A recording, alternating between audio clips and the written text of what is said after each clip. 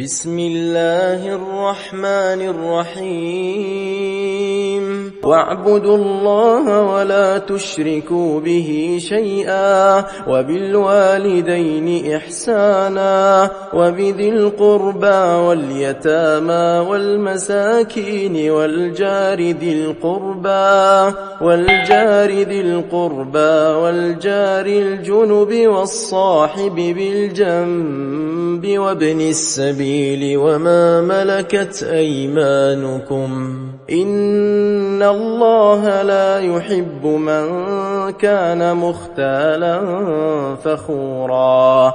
الذين يبخلون ويأمرون الناس بالبخل ويكتمون ما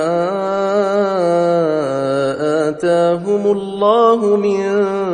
فضله وأعتدنا للكافرين عذابا مهينا والذين ينفقون أموالهم رئاء الناس ولا يؤمنون بالله ولا باليوم الآخر ومن يكن الشيطان له قرينا فساء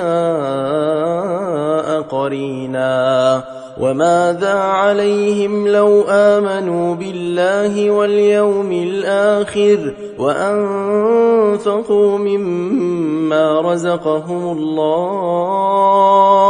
وكان الله بهم عليما إن الله لا يظلم مثقال ذرة وإن تك حسنة